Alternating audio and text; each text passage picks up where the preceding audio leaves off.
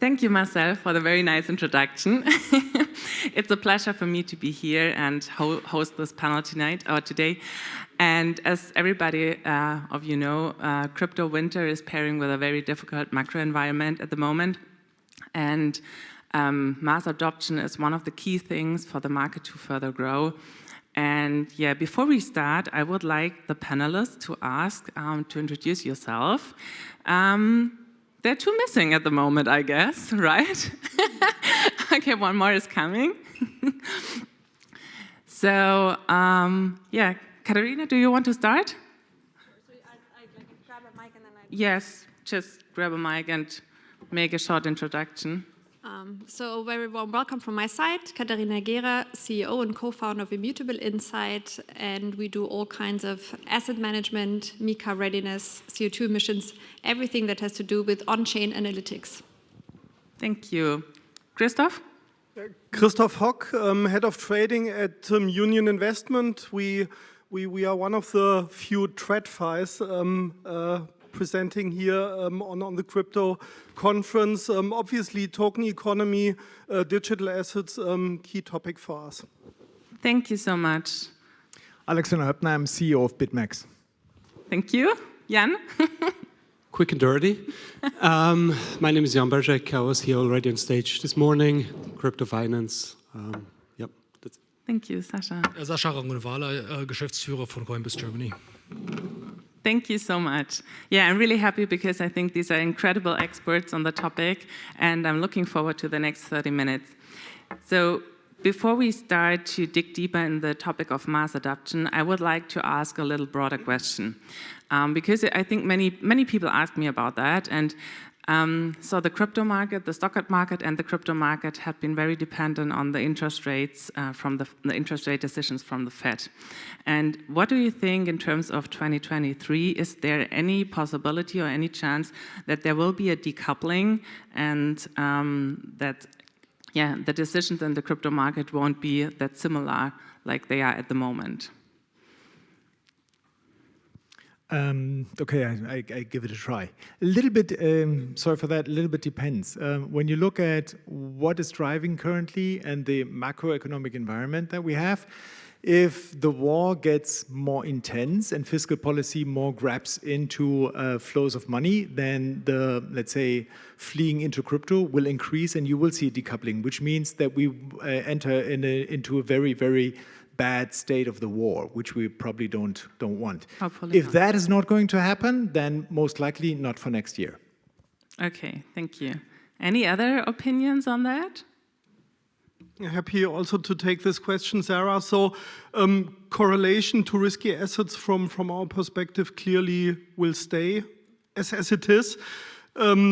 When looking a couple of years backwards, when traditional investors were not involved in the crypto space at all, you've seen the significant decoupling. Bitcoin at one stage was rallying to 65,000. ETH was trading north of 4,000. But with more traditional investors entering the crypto space, you've realized that there's a very high correlation to tech companies in the equities world. So right now, when looking at Nasdaq, when looking at major tech firms across the globe, you see a very high correlation. And what Alex was describing, we are talking about recession. We have inflation rates north of 10%. So over the last 6 to 9 months, you've seen a significant de-risking in the traditional asset space. Equities are down 25% year to date. Major fixed income indices are down 25%. And as a part of the de-risking, you also saw traditional investors involved in this area reducing exposure to the crypto space. And clear expectation is when we see a stabilization of the economy, when we see a stabilization of equity markets, that also crypto assets will recover. Thank you so much. Any other opinion going in a different direction, maybe? Yeah, I think from my point of view, on the midterm, we will see still a very high correlation with risky assets, with tech stocks and others. On the short term, We have seen it already in March 2020, where traditional markets, equity markets dropped. Crypto dropped as well, but recovered much faster, much more than traditional assets, even though there was no central bank buying Bitcoin at that time. But on the long term, I think we'll see much bigger divergence or less dependence on risky assets because more people will get into it and will understand it. But maybe it's as well a little bit wishful thinking from all of us here. Yeah, perhaps from my perspective, I think very much depends on, right now, much of crypto was driven by retail, by consumers effectively, right? So right now, I think consumers have different worries, so they may be, hesitant to engage in crypto.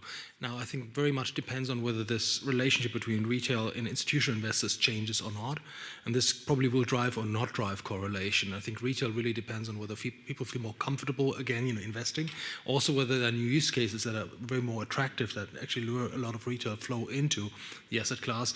And I think, generally speaking, the traditional asset classes are very much institutional driven. I think for crypto, the verdict is still out, right? Okay, thank you. Katharina, do you also want to? Yeah. And I'm not trying to say everything that has already been said, as I wanted to do this a little bit more entertaining. I think there's 2 points that I would like to add to the story. One, there's a lot of capital in cash, but dedicated in crypto funds right now that's anxiously waiting on the sidelines to be deployed again. So it's a little bit of a question, are we bottomed out yet? Is there enough liquidity still to be deployed into crypto to drive prices again? Absolutely. So it's more a question of when than if. And then the second part that I would like to point out is by tokenization and tokenized payments, the barrier to entry for most institutionals will be lower. So I think particularly also because it's more liquid than other assets and because we do have uncertainty in the market, I do think that for some of those broader tokens and for some of those more also broader universe of tokenized assets, we will see more adoption, and that eventually will also help the overall digital asset space. So nobody could say it's Q1 or it's Q2. If I go back 4 years ago when most of us already have been in this space as well, it was at 180 euros, so we're still way above that. We shouldn't forget how dramatic the increases were. And so, to be perfectly honest, I think it's somewhat healthy that we're at levels where we are again. So it's good for growth that we are where we are. Okay, thank you. Jan? And from a chart perspective, as long as you have higher lows and higher highs, I think the upward channel is still intact, and I'm quite bullish on it. So because we talked a little about the past, what has happened, so if we go to the topic of mass adoption, and if you look back, I don't know, maybe 3, 4, even 5 years, so in which areas had mass adoption already worked, and in which areas is it a lot easier already for people to join the whole crypto market? I don't know. Alexander, do you want, or Sasha? I mean, retail, as Sasha rightfully said out, so B2B follows B2C. In the lack of regulation and the change of perspective on security and availability of assets and the way that drives me to investing into assets, retail is the dominant factor to start with. And it became much more easy for retail investors, also more the, let's say, non-sophisticated retail investors, to get their toes into the crypto space. Spot adoption, spot availability is pretty high. It is pretty convenient already. It is not that complicated. I don't have to run my own blockchain at home and all this stuff. So that is already on a pretty good way. And what is interesting to see is that there's actually a large chunk of new investors joining the fray. And it's not just like normal classical investors going also into crypto, which you see, but they're actually following the newer investors into that space. So mass market wise for retail and especially small retail, that is already very good. What you can see is that all trading houses, classical traders, market makers, brokers, are extremely active in trading in crypto. That has also worked very well. Family offices on a large scale already, at least to the mid-size, are very active in that space.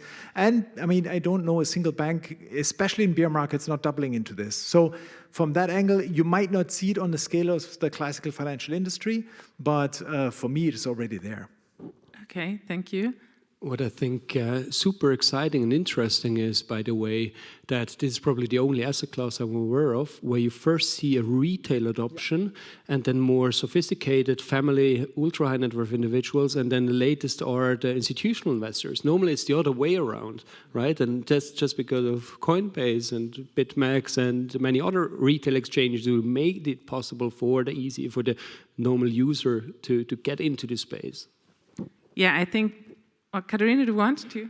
No, I think the question is also where is it heading to and what is the parameter that we're measuring, right? Crypto adoption in itself always has an element of gamification.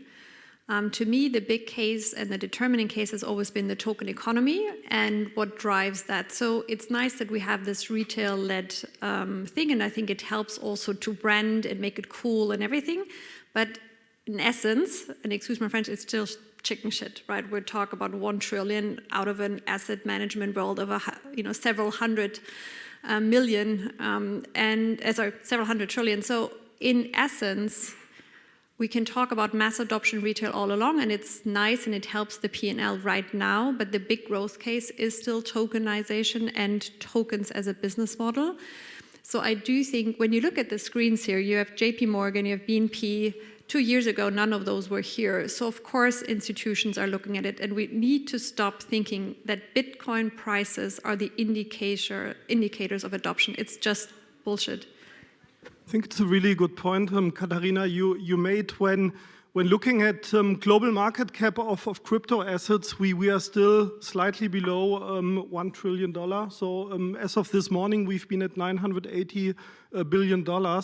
When looking at the S&P in the States, the 10 biggest companies, they have a market cap north of $400 billion. Bitcoin this morning was at 380. ETH was at 160. I think you have about 30 S&P companies bigger than $160 billion in market cap.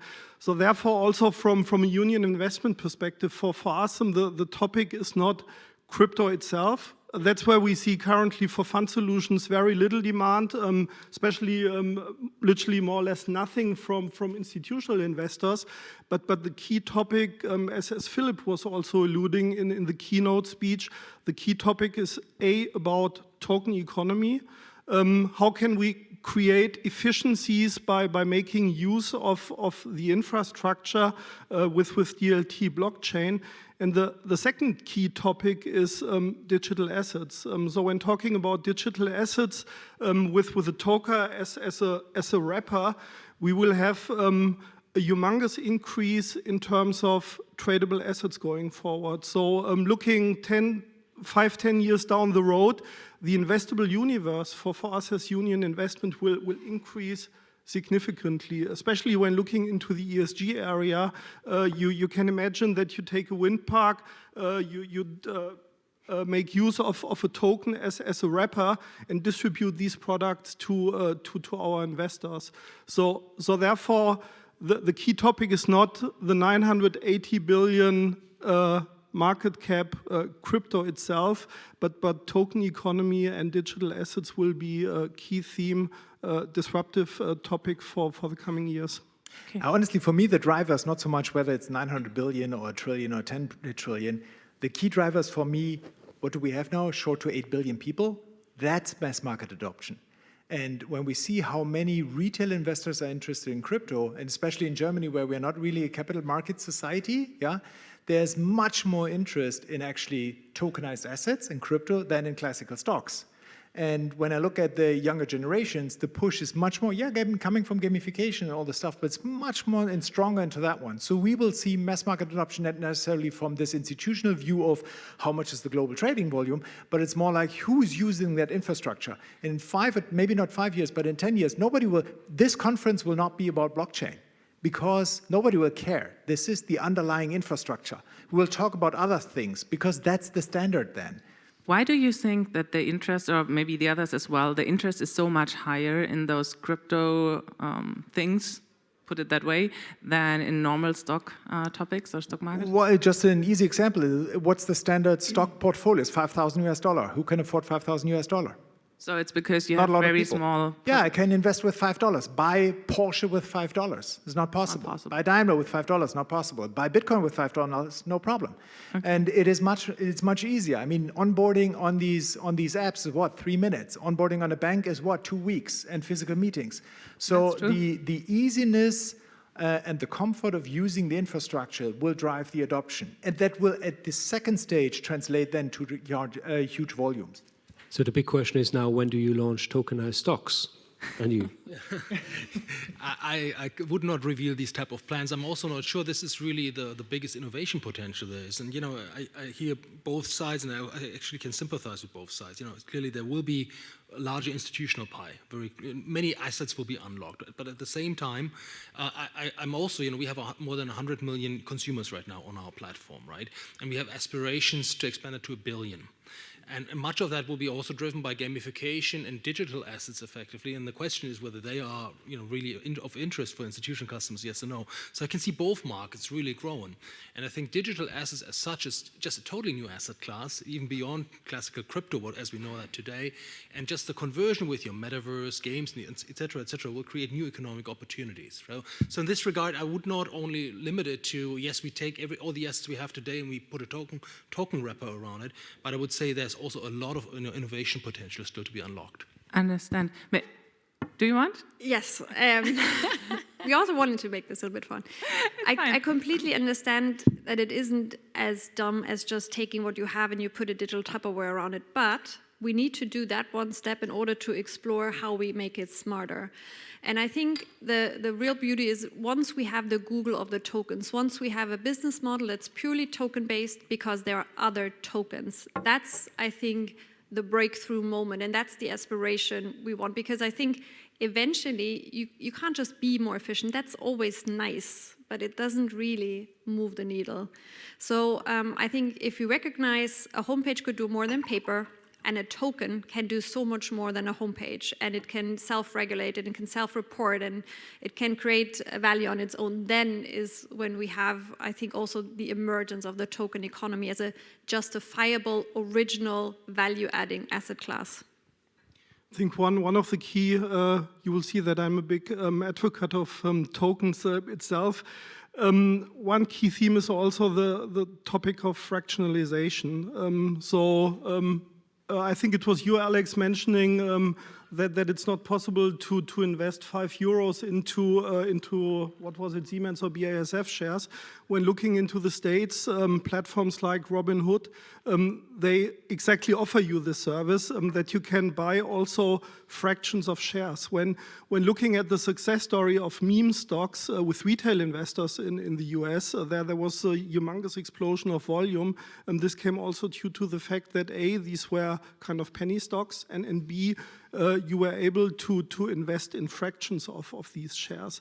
And retail, by the way, in the US, on certain days you have retail making more than 20% of the total trading volume of US stocks. So retail is also key dominating driving force in the equities in the traditional world. And therefore, I believe fractionalization also will help to be a key driver for the token topic going forward. Okay, thank you. So because we talked a lot about retail customers, I think there's one thing like last year, or it worked already before, but the big exchanges, they offer staking. And I think this is like the most easy DeFi product that is accessible at the moment for everybody. Correct me if I'm wrong, but this is like my feeling, because you just go to your exchange, you click on stake, and everything else is handled by the exchange. So do you think anything, or do you see anything else similar in the future? What is coming up next for the retail customer to participate without going to Aave or Compound or using bridges or wrapping tokens or something like that? So is there something similar, easy coming within the next year?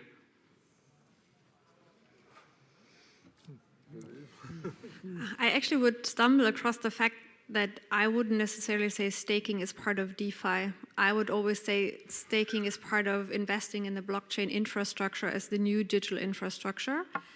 In terms of DeFi, look, I mean, the Terra promise has been too good to be true, and it has proven to be, let's say, the wire card of DeFi. And I think when you look at liquidity pool mining, when you look at other applications in the DeFi space, the economics need to make sense, right? And not just for a limited period of time, but from an underlying perspective. And if you think about DEXs and if you think about fee volumes that are generated there, liquidity that they need, and that there may be a model that the DYDX token increases or the DAO, MakerDAO increases, in the end, when all the gamification boils down, I think the underlying economics is what is the decisive factor. There is no free lunch out there. There is no hot air that creates value. You need to have a business model that works, and I think there is enough in DeFi that will work, but we will need some of those cycles to eventually get there. And it needs to be easier. It's still too complicated for mass market retail. You know, it's really sophisticated to find your way through this. And I think you have the easy stuff, buy, sell, hold, yield products. That's the easy thing. The longer the whole macroeconomic environment still is in place and inflation rates go up, you will see that. And then maybe some products, but mainly it's having assets outside of the banking system, the classical banking system. Not so much as an inflation hedge, it's a hedge against access of governments in crisis. Okay. And it improves financial literacy. To be honest, probably for retail investors, it was the first time they interacted in capital markets, and they rather do it with a few $100 or a few $1,000 than with the big pockets. And that was probably a super important, a super crucial development as well, where we never talk about as well, giving people in not so fortunate Western European countries or Western countries, developed countries, access to a new financial system where they can diversify away from their own currency, where they can invest, where they can get a yield. And by the way, we're always talking about staking. Why do we talk about the product? We need to talk about what is the client's problem. He wants to get a return on his holding. Yes, absolutely. That's right? the best. So I think that's absolutely crucial, because then it's not just about staking, it's about running a Lightning pool or Lightning node on Bitcoin, which would give you a yield as well. So we should really think more about replicating the traditional services we have, giving them to the end client, and that's why I'm very much interested as well with what retail clients do and a little bit less about what institutionals do. The institutionals will follow anyway, but this ecosystem, this asset class was driven by retail, and that's in the end, that's the end investor. We should focus about him, what he wants, what he needs, and less about what institutionals want and whenever they then are ready to enter this space. Yeah, and think about, there's a large part of the global society that is built on remittance. So working somewhere else and sending the money back home, where the transfer price can go up to 20%. So it's not about getting yields, it's actually saving that amount of money. If 20%, in some of the countries you have 40% of the GDP is let's say, built outside of the country, and then you pay 20% interest on sending the money back home. And if you use then, let's say, the blockchain technology and crypto to finance that one, that drives you. It's not about getting yield on that, it's saving money on that. I understand. Thank you. Yeah, and then also what we shouldn't forget, especially when we look at DeFi, is yes, we are focused on the interest generation, but if you think of the insurance use case, for instance, right, which hasn't been fully developed yet, it never has been easier to create a capital pool. You think about how much insurances invest to create capital pools, which are then after taking a healthy margin out, which they then distribute to the claimants. This can be can be made so much more efficient. So I expect a lot of more use cases that then translate also into larger adoption, also for retail customers.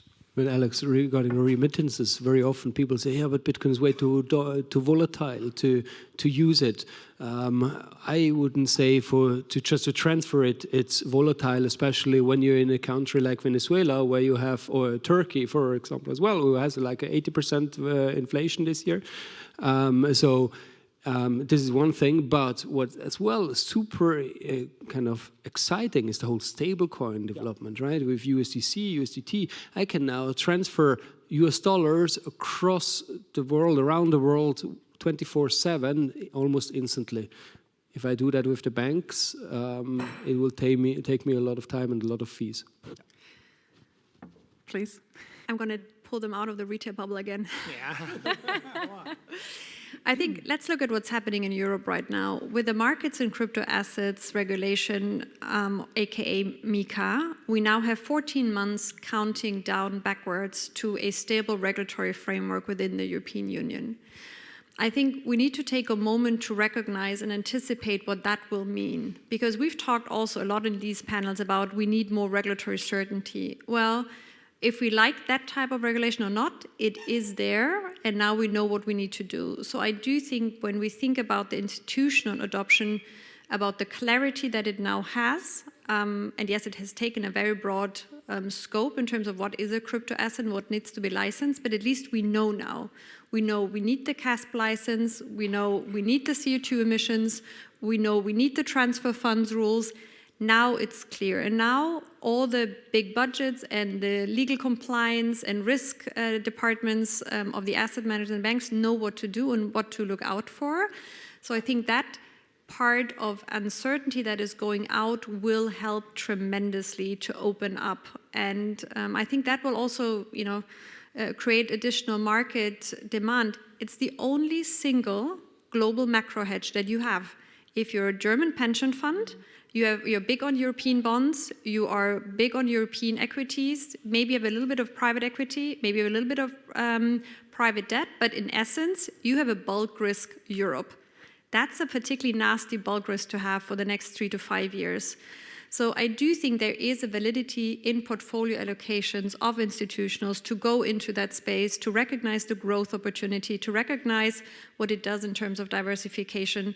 So in essence, I wouldn't be surprised if next year here we talk about the first big funds coming out in this space. And I do anticipate this more than I do anticipate that not happening.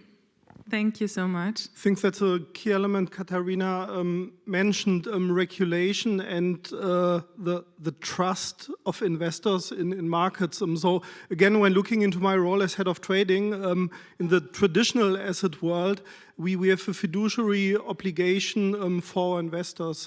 Best-in-class execution on our side is key topic, and also acting on platforms, acting on exchanges which deliver highest standards is for us self-explanatory.